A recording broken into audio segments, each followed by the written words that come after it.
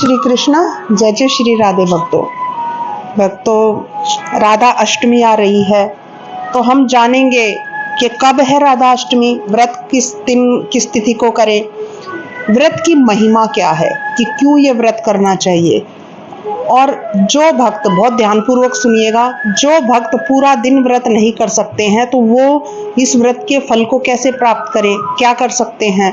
पूर्ण नहीं, कुछ ही सही, क्योंकि इस व्रत की इतनी महिमा है भक्तों, इस वीडियो को आपको छोड़ना नहीं चाहिए, सुनिएगा जरूर।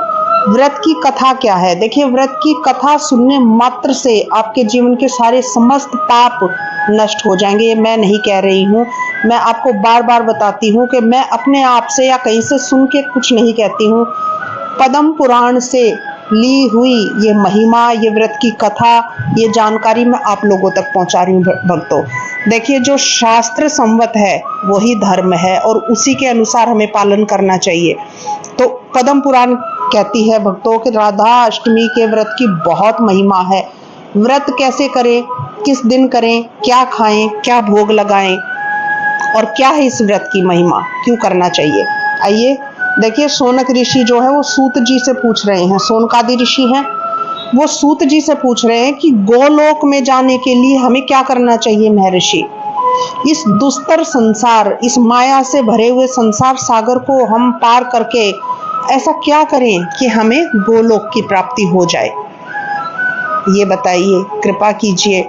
अब सूत जी जो है बहुत प्रसन्न होते हैं, ऐसे प्रश्न सुनकर बहुत प्रसन्न होते हैं और कहते हैं कि महर्षियों, यही प्रश्न स्वयं नारद जी ने ब्रह्मा जी से भी किया था। तो तब ब्रह्मा जी ने राधा अष्टमी व्रत की महिमा बताई थी और वही महिमा मैं आप लोगों को बता रहा हूँ। कैसे किया जाए ये व्रत, ये भी बताया था। और जो लोग ये व्रत का पालन नहीं करते हैं तो उन्हें कितनी हानि होती है ये भी बताया। अब ब्रह्मा जी कह रहे हैं कि वत्स नारद, बहुत सावधानी पूर्वक इस महिमा को सुनो। देखिए ब्रह्मा जी कहते हैं कि वैसे तो इतना सामर्थ्य किसी में भी नहीं है कि राधा अष्टमी के व्रत की महिमा को, राधा उनके गुणगान को कोई पूर्ण रूप से उनकी महिमा को बता पाए। उतने शब्द, उतना सामर्थ्य किसी में नहीं है सिवाय भगवान विष्णु के। सिर्फ भगवान विष्णु ही हैं जो इनकी महिमा का बखान कर सकते हैं। परंतु फिर भी मैं बताने का प्रयास करता हूँ, बहुत ध्यान पूर्वक और भक्ति भाव से सुनिएगा। तो ब्रह्मा जी कहते हैं कि कोटि जन्मों से अर्जित, कोटि यानी कि करोड़ों, बहुत ध्यान पूर्वक सुनिएगा भक्तों, करोड़ों जन्मों से अर्जित ब्रह्म हत्या जैसे पाप भी तत्काल नष्ट हो जाते हैं इस व्रत से, राधा अष्टमी के व्रत से। तत्काल मतलब तुरंत, व्रत हुआ आपका, तुरंत पाप नष्ट हो गए अगर आपने भक्ति भाव से और पूर्ण नियम से व्रत किया है तो भक्तों। और देखिए क्या महिमा है इस व्रत की। एकादशी व्रत, एकादशी व्रत कहते हैं कि अपने जीवन में हर मनुष्य को करना चाहिए। तो और सुनिएगा, एकादशी व्रत एक नहीं 1000 एकादशी व्रत, मेरे ख्याल से 1000 एकादशी व्रत तो कोई विरला ही कर सकता है भक्तों। तो देखिए कितना आसान है 1000 एकादशी व्रतों का पुण्य प्राप्त करने का। 1000 एकादशी व्रत का जो पुण्य होता है, इतना ही नहीं। और एकादशी ऐसे ही नहीं भक्तों जैसे आप और हम कर लेते हैं कि सारा दिन मुंह चलता रहा। और भगवान, व्रत का मतलब ही ये होता है कि उस दिन आहार, अगर आप बीमार हैं, रोगी हैं, अल्प आहार ले, थोड़ा सा दूध, चाय या फिर फल। ऐसा नहीं कि सारा दिन तला हुआ ये वो, ये सब व्रत नहीं होता भक्तों। व्रत होता है भगवान के नाम का उस दिन जाप करें ताकि आपके अंदर आलस्य ना आए। अन्न छोड़ने का मतलब ये होता है, व्रत लेने का मतलब ये होता है कि अन्न को त्याग करके अल्प आहार लेकर के ऐसा आहार ले जिससे हमारे शरीर में आलस्य ना आए, भगवान के नाम का जाप उस दिन बनता रहे भक्तों। तो कहते हैं कि निर्जला एकादशी, 1000 एकादशी जिसने की हो तो उसका जितना पुण्य फल होता है, और उतना ही नहीं, उसको 100 गुना कर दीजिए। 1000 गुना 100, 1 लाख।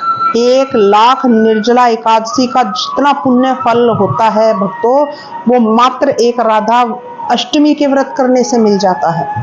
देखिए कितनी बड़ी महिमा है, कितनी बड़ी महिमा है भक्तों।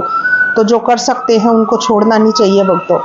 और व्रत कैसे करना है ये मैं अंत में बताऊंगी, तो पूरी वीडियो को सुनिएगा। और यहीं पे महिमा खत्म नहीं होती है इस व्रत की, और आगे सुनिए। स्वर्ण दान, सोने का दान, देखिए इतना महंगा है, अब तो लोग सोच ही नहीं सकते हैं बहुत लोग तो। और जो करेंगे भी तो वो क्या करेंगे, नाक की एक तिल्ली अगर किसी ने बता दिया, पंडित ने, ब्राह्मण ने, छोड़िए भक्तों, देखिए छोड़िए। मेरू पर्वत, मेरू पर्वत हिमालय से भी विशाल पर्वत, सबसे बड़ा पर्वत मेरू पर्वत। मेरू पर्वत, और एक नहीं 100 मेरू पर्वत, इतना स्वर्ण, मेरू पर्वत के समान, 100 मेरू पर्वत के समान जितना स्वर्ण दान करने से जो पुण्य मिलेगा। स्वर्ण दान की बहुत बड़ी महिमा है भक्तों। तो 100 मेरू पर्वत स्वर्ण दान करने से जितना पुण्य मिलेगा वो एक राधा अष्टमी के व्रत करने से मिल जाता है। देखिए क्या क्या आप पा सकते हैं। और सुनिएगा, इतना ही नहीं है, 1000 कन्याओं का पुण्य, कन्यादान का पुण्य, माफ कीजिएगा, 1000 कन्याओं के कन्यादान से जो पुण्य प्राप्त होता है, यानी कि जो अभावग्रस्त परिवार हैं, जो पिता अपने कन्या का, अपनी पुत्री का विवाह नहीं कर सकते हैं, आप अपने आप से अपना अर्थ व्यय करके, अपना धन व्यय करके जो 1000 कन्याओं का कन्यादान करने से जो पुण्य फल मिलता है भक्तों, वो मात्र एक राधा अष्टमी के व्रत से तत्काल मिल जाता है। शास्त्र में लिखा हुआ है, मैं अपने आप से नहीं कह रही, तत्काल प्राप्त होता है, तत्काल, जल्द, उसी वक्त। क्या ही महिमा है इस व्रत की भक्तों। और सुनिएगा, गंगा जैसी पावन पवित्र जितनी भी नदियां हैं, बड़े बड़े तीर्थ हैं, उनमें स्नान करने से जो पुण्य फल मिलता है वो आपको घर बैठे इस व्रत करने से प्राप्त हो जाएगा। सारे तीर्थ गंगा स्नान हो गया भक्तों आपका। कितना बड़ा महिमा और फल है राधा अष्टमी का, कितनी करुणामयी है राधे। कितना कहते हैं कि जैसे भगवान शिव देते हैं ना बिना सोचे समझे छप्पर फाड़ के, ऐसे मेरी करुणामयी राधे जो छप्पर फाड़ के आपको आप पे बरसा रही है मात्र एक व्रत करने से। और मैं बार बार कह रही हूँ, उस दिन राधा नाम का जप, एक भी क्षण, एक भी पल अष्टमी का ऐसा ना बीते आपके मुख पे, आपकी श्वास श्वास में राधा राधा राधा राधा राधा ना हो भक्तों। और आगे सुनिएगा, ब्रह्मा जी बड़ी छूट दे रहे हैं। देखिए क्या ये कहते हैं कि अगर कोई ऐसा पापी मनुष्य हो जिसने इस व्रत की अवहेलना भी करी हो, जो ये कह दे कि क्या होता है ये व्रत करने से, सब ऐसे ही है, मिथ्या है, अपना काम करो, अपना ये करो, पहले ही शरीर में इतने रोग हैं, ये है वो है, जो अवहेलना करता है इस व्रत की, जैसे लिखा हुआ है इसमें, एतद व्रतम तू यह पापी हेल्या श्रद्धायपि वा। इसका अर्थ है भक्तों, ये पद्म पुराण कहती है कि अगर वो ऐसा व्यक्ति जो अवहेलना करता है वो उस व्रत को कर ले तो उसको उतना ही पुण्य मिलेगा जो राधा रानी में श्रद्धा रखता है और श्रद्धा पूर्वक व्रत करता है। तो जितना पुण्य उस श्रद्धावान को मिलता है उतना ही अगर कब उसने अवहेलना की हो व्रत की, और वो भी अगर भक्ति भाव से उसका व्रत कर ले राधा अष्टमी का, तो उतना ही पुण्य उसको मिलेगा। देखिए कितनी बड़ी महिमा है, कितनी करुणामयी है राधे, उन्हें भी क्षमा कर देती हैं। तो और ये साफ साफ लिखा हुआ है भक्तों, तो ये बड़ा महत्व है इस व्रत करने का, इसको छोड़ना नहीं चाहिए। तो ये व्रत का महत्व था भक्तों। मैं आप लोगों से प्रार्थना करूंगी, अब हम सुनेंगे कथा, और उससे पहले मैं प्रार्थना करूंगी कि मेरे इस चैनल को ज्यादा से ज्यादा भक्तों शेयर कीजिए और राधा रानी की कृपा प्राप्त कीजिएगा भक्तों। देखिए ये जानकारी जो मैं आप तक पुराणों की पहुंचा रही हूँ, आप जितना शेयर करेंगे उतना पुण्य फल, इसमें संशय नहीं करना भक्तों। ऐसा नहीं है कि मुझे शेयर करवाना है इसलिए, वो आप लोगों की मर्जी है। आप जितना शेयर करेंगे उतना ही आपके द्वारा जितने लोगों तक ये पहुंचेगी जानकारी, उतना ही पुण्य फल आपको भी प्राप्त होगा भक्तों। तो ज्यादा से ज्यादा सब्सक्राइब कीजिए, करवाइए इस चैनल को, और शेयर अवश्य करें भक्तों। अब हम कथा में चलते हैं। बोलिए जय जय श्री राधे। ब्रह्मा जी कथा सुना रहे हैं नारद जी को। कहते हैं कि एक बहुत ही मतलब बहुत बहुत बहुत ही ज्यादा सुंदर स्त्री, सतयुग की कथा है भक्तों ये, और लीलावती उस स्त्री का नाम था। इतने सुंदर केश, हिरनी के समान नेत्र, मतलब उसके ऊपर से नीचे तक उस स्त्री में कोई कमी नहीं थी, जो देखे देखता रह जाए, इतनी सुंदर स्त्री भक्तों वो थी, किसी को भी मोहित कर देने वाली, इतनी सुंदर। परंतु क्या थी वो? पापिनी, बहुत पाप करती थी, पाप कर्म करके ही धन कमाती थी। उसने अपने जीवन में सिर्फ धन मिल जाए उसके लिए वो कुछ भी कर गुजरने को तैयार थी, कोई भी पाप कर सकती थी, झूठ बोलना, तन बेचना, कुछ भी, जो भी, चाहे कोई भी पाप कर्म क्यों ना मिल जाए, सिर्फ वो धन उसको मिल जाए बस, तो वो सब कुछ पाप कर्म करने को तैयार थी वो भक्तों।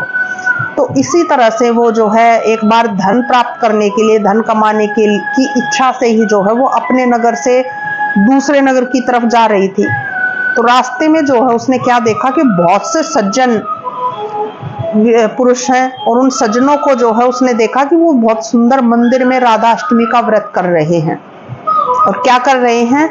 उसने देखा कि वो लोग चंदन, पुष्प, धूप, दीप, वस्त्र और अनेक प्रकार के फलों से राधा जी की भक्ति भाव से पूजा कर रहे हैं, भक्ति में लगे हुए हैं, मग्न हैं।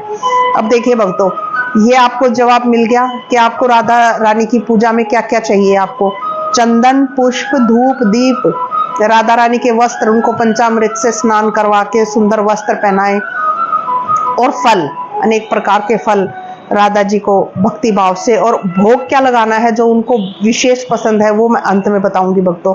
तो इस तरह से वो सज्जन जो है पूजा कर रहे थे, व्रत था उनका। अब कुछ सज्जन जो है वो उत्तम स्तोत्र का गान कर रहे थे, पढ़ रहे थे, कुछ गान कर रहे थे, कुछ नृत्य कर रहे थे, कुछ प्रसन्नता से जो है नाच रहे थे और ताली बजा रहे थे, वेणु वादन कर रहे थे, मृदंग बजा रहे थे। बहुत ही अच्छा आभास वहां का हो रहा था, उस मंदिर का वातावरण, और सब मग्न थे राधा रानी के उत्सव मनाने में। प्रसन्नता उधर, भक्ति भाव, ऐसा वातावरण। अब उस वातावरण में जाकर के उस स्त्री के कुछ पूर्व जन्म के पुण्य थे भक्तों, जो इतनी पापी स्त्री को भी ये दृश्य देखने को मिला। अब वो स्त्री जो है उन सज्जनों के पास जाती है और बहुत ही विनम्रता पूर्वक पूछती है कि हे पुण्यात्मा पुरुषों, आप क्या कर रहे हो? कृपा करके मुझे भी बतला दीजिए। उसकी इस विनय भरी वाणी को सुन करके वो वैष्णव जो है, वो व्रत करने वाले, राधाष्टमी का व्रत करने वाले जो पुरुष थे, वो कहते हैं, वो सज्जन कहते हैं कि देवी, हम सब राधाष्टमी के व्रत का उत्सव मना रहे हैं। आज जो है वो भाद्रपद मास के शुक्ल पक्ष की अष्टमी तिथि है। आज के दिन ही श्री राधा जी का जन्म हुआ था। देवी, बड़ा पुण्य फल है इस व्रत का। ये अष्टमी व्रत जो है मनुष्य के बड़े बड़े, जैसे गो हत्या, चोरी, देखिए भक्तों, हम लोग जो है इतने बड़े बड़े पापों को भी बहुत ही मिनिमम, छोटे समझ लेते हैं कि क्या हो गया, इतना सा करने से क्या होता है। शास्त्र कहता है भक्तों कि देखिए, जितने पाप ये बताए गए हैं, ये पाप भी, इतने बड़े पाप भी, इतने सीरियस पाप भी, जिनको हम नॉर्मल मान लेते हैं, वो भी इस राधाष्टमी के व्रत करने से तत्काल नष्ट हो जाते हैं। तत्काल शब्द का प्रयोग हुआ है भक्तों। तो वो सज्जन बता रहे हैं कि देवी, आज अष्टमी है और आज का व्रत करने से मनुष्य के जीवन के बड़े बड़े पाप, जैसे कौन कौन से? गो हत्या, चोरी करना, ब्रह्म हत्या, भ्रूण हत्या, गर्भ में जो शिशु का जो हत्या कर देते हैं, पर स्त्री गमन, पराई स्त्री के साथ संबंध बनाना, गुरु की सैया पर सोने से बना हुआ पाप, ये पाप जो है, और आगे भी है, विश्वासघात करने से जो पाप बनता हो, या स्त्री का वध करने जैसा बड़ा पाप, स्त्री का वध करने जैसा बड़ा पाप भी इस राधा अष्टमी का व्रत करने से शीघ्र नष्ट हो जाता है, शीघ्र, तत्काल नष्ट हो जाता है। ऐसा जो है उन सज्जनों ने बताया। अब उस लीलावती ने जब ये सुना तो भक्तों वो एक बार तो डर गई। वो कहती है कि ऐसे ऐसे पाप हैं, इनमें से तो बहुत सारे पाप मैंने भी किए हैं, धन के लिए चोरी, और कितने ही पाप, जैसे पर स्त्री गमन, ये पुरुषों के लिए है तो ये स्त्रियों के लिए भी है पर पुरुष गमन, मतलब इसमें से कितने पाप तो मैंने भी किए हैं, वो स्त्री कहती है, वो लीलावती सोच रही है मन ही मन, तो क्यों ना मैं ये व्रत कर लूं। वैसे भी मैं सुबह से घर से जल्दी सुबह प्रातः उठ के निकल गई हूँ घर से स्नान करके, और मैंने कुछ खाया नहीं है, तो ऐसे वो विचार उसके मन में आ ही रहे हैं। और ऐसे विचार करके जो है वो स्त्री प्रार्थना करती है कि सज्जनों मैं भी ये व्रत करना चाहती हूँ। उन्होंने कहा ठीक है, और वहीं पर रह करके रुक जाती है वो स्त्री, और उसने उन सज्जनों के साथ वहीं पे रह करके ही व्रत किया। उसी आनंद से, उसी भक्ति भाव वाले वातावरण में, उसी भक्ति भाव से जैसे उन सज्जनों ने किया था, ऐसे पूरा नियम पूर्वक उस स्त्री ने जो है वो व्रत किया भक्तों। अब भगवान की कृपा हुई, देखिए उसको वहीं पर जो है, जब उसका व्रत पूर्ण हो गया तो वहीं पर उसको सर्प ने काट लिया और वो मर गई। जैसे ही मरी वो यमराज की आज्ञा से उनके यमराज के दूत जो है हाथ में पास और मुद्गर लेकर के आए और उस स्त्री को बहुत ही कष्ट दे करके बांध दिया, जोर से बांध दिया। और जैसे ही वो उसको यमलोक ले जाने के लिए तैयार हुए, तभी भगवान विष्णु के दूत भक्तों आते हैं। चक्र गदाधारी भगवान विष्णु के दूत आ गए वहां पर, और उनका विमान जो है वो स्वर्णमय था, सोने से बना हुआ।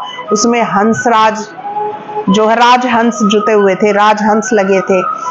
और उन भगवान के दूतों ने चक्रधारी अपनी चक्रधारा से उन पाशों को काट दिया और उस स्त्री को रथ में बिठाया और गोलोक में ले गए। वहां जो है वो लीलावती जब गोलोक में पहुंचती है भक्तों, क्या देखती है कि उसके व्रत के प्रभाव से, मात्र एक दिन के राधा अष्टमी के व्रत का क्या प्रभाव हुआ कि वो उस प्रभाव से गोलोक पहुंच गई, और स्वयं भगवान श्री कृष्ण और श्री राधा जी सामने खड़े हैं। क्या दृश्य भक्तों, रोंगटे खड़े कर देने वाला दृश्य है। ऐसी महिमा राधा रानी की, करुणामयी राधा की, कि तत्काल सारे पाप नष्ट कर देती है भक्तों। ऐसी कथा, जय जय श्री राधे, जय जय श्री राधे, जय जय श्री राधे। अब भक्तों कहते हैं, यहाँ पर ये कथा समाप्त होती है। इतना पुण्य इस कथा का है सुनने मात्र का। और कहते हैं आगे ब्रह्मा जी कि अब जो लोग व्रत नहीं करते हैं वे कोटि कल्पों तक नरकों का भोग करते हैं, इसलिए व्रत अवश्य करें। क्या करें? देखिए भक्तों, डरने की बिल्कुल भी आवश्यकता नहीं है। जो लोग अपने, सबका अपने अपने आराध्य देव होते हैं, कोई भगवान शिव को मानता, कोई भगवान राम को मानता है, तो आप उनका अपने आराध्य देव के व्रत करते हैं तो वो आपका कल्याण करेंगे। तो इसको इस तरह से समझें, जो राधा रानी को मानते हैं, जिन्होंने अपने घर में राधा रानी को बिठा रखा है, अगर वो पूरा दिन व्रत कर सकते हैं तो नौमी को पारण करें व्रत का, तो एक इस तरह से व्रत हो गया कि पूरा व्रत हो गया आपका जन्माष्टमी की तरह। स्नान किया आपने, भगवान की पूजा करी, राधा रानी को सुबह सुबह उठे। राधा रानी जो है भक्तों, प्रातः उनका जन्म हुआ था, तो ये एक बहुत अच्छी बात है आप लोगों के लिए। जैसे भगवान श्री कृष्ण का जन्म रात को, आधी रात को 12 बजे हुआ है, तो हमें उनके जन्म तक कहते हैं कि कुछ भी खाते पीते नहीं है, और उनको जो है उनका जन्म करके, उनको नहला के, उनको सजा करके, और तब उनको भोग लगा करके हम उन भोग को पाते हैं। इसी तरह से भक्तों, जो लोग पूरे दिन व्रत नहीं कर सकते हैं तो सुबह सुबह ब्रह्म मुहूर्त में उठें। ब्रह्म मुहूर्त में जैसे ही सूर्य की पहली किरण आती है, राधा रानी का जन्म हुआ था भक्तों, तो सूर्य उगने से पहले उठे, स्वच्छ कपड़े पहने, नहाए धोए, नित्य कर्मों से निवृत्त होकर के राधा रानी को स्नान करवाएं, सुंदर वस्त्र पहनाएं, उनको चरणामृत से स्नान कराएं, उस चरणामृत को भक्तों पिएं, ग्रहण करें। उसी से अगर आप व्रत करते हैं तो आप अपने व्रत को कंटिन्यू करें, नौमी को पारण होगा। फिर अगर आप व्रत नहीं कर सकते हैं भक्तों, तो राधा रानी के अच्छे से जो सामग्री मैंने आपको कथा में बताई, उनसे उनके पूजा करें। और मीठी दही, मैंने कहा था कि मैं बताऊंगी कि राधा रानी को क्या प्रिय है, जो उनका पूर्ण भोग लगेगा, मीठी दही और अरवी की सब्जी उसमें जरूर हो। उसके साथ पूड़ी, मिष्ठान जो भी आप रखना चाहें वो आपकी इच्छा है भक्तों। तो आप जो भक्त बीमार हैं, जो नहीं कर सकते हैं, तो वो इतना कर सकते हैं कम से कम कि सुबह का पूजन करके उनका चरणामृत ग्रहण करके फिर आप जो है राधा रानी को ये भोग पवा के फिर इस भोग को खाए और आनंद उत्सव मनाए भक्तों। तो ये आपका फिर उसी में ही आ जाएगा कि तब तक आपने राधा रानी का प्राकट्य हो गया है, उनका जन्म हो गया है। तो जैसे कृष्ण भगवान का जन्म हो जाता है तो हम भोग पा सकते हैं, तो राधा रानी का भी जन्म हो गया है तो हम उनके भोग को पा सकते हैं और आनंद उत्सव मनाए। पूरा दिन राधे राधे राधे राधे राधे राधे राधे नाम का जाप करें, लाडली का पूजन करें, बहुत ही मन से लाड लडाएं, पूजन करें, आनंद उत्सव मनाए भक्तों। और इसलिए मैं कह रही हूँ कि आपको डरने की आवश्यकता बिल्कुल भी नहीं है, बहुत करुणामयी है मेरी राधा। अब व्रत कब है भक्तों, इस पे आते हैं। 31 अगस्त 2025 दिन रविवार को अष्टमी तिथि का व्रत करें भक्तों। बहुत ही भक्ति भाव और श्रद्धा पूर्वक व्रत करें और राधे राधे नाम का जप बिल्कुल भी ना भूलें। यही व्रत है भक्तों, आप भोजन करें ना करें यही व्रत है। तो इसी के साथ जो है ये समापन होता है इसका। बोलिए जय जय श्री कृष्णा, जय जय श्री राधे भक्तों।